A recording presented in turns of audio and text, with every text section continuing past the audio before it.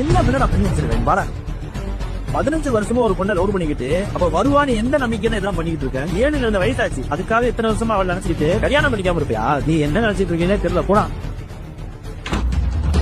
தண்ணியில யாரோ ஒரு பையன் குதிச்சுட்டான்னு சொன்னாங்க. வந்து தூக்கி பார்த்தா நீ உன்னை பார்த்து ஒரு 10-15 வருஷம் இருக்கும்ல மாப்பிள. ஏன்டா அப்படி பண்ண?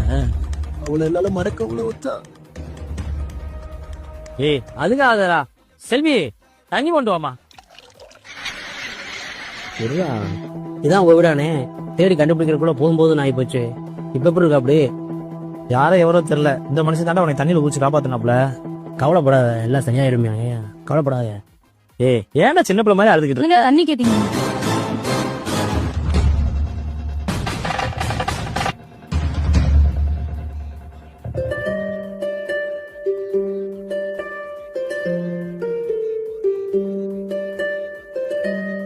முன்னாடியா உன்னைய கல்யாணம் பண்றப்பயே இவனதான் லவ் பண்றேன்னு சொல்லியிருந்தா நான் கல்யாணத்தை நிறுத்திருப்பேன்ல. இவன் என் ஃப்ரெண்டு தான், உன்னையதான் லவ் பண்ணிருக்கான்னு எனக்கு தெரியாது.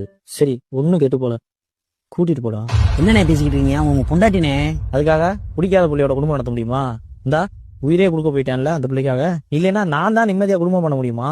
என்ன பாத்துக்கிட்டே இருக்கீங்க? கொடுப்பா போங்க. என்னதான் இருந்தாலும் கட்டின பொண்டாட்டியா காதலிச்சவங்க கூட அனுப்பிச்சுறதுக்கு ஒரு மனசு வேணும்னே. என்னங்க தண்ணி கேட்டீங்க? இவங்க யாருண்ணே?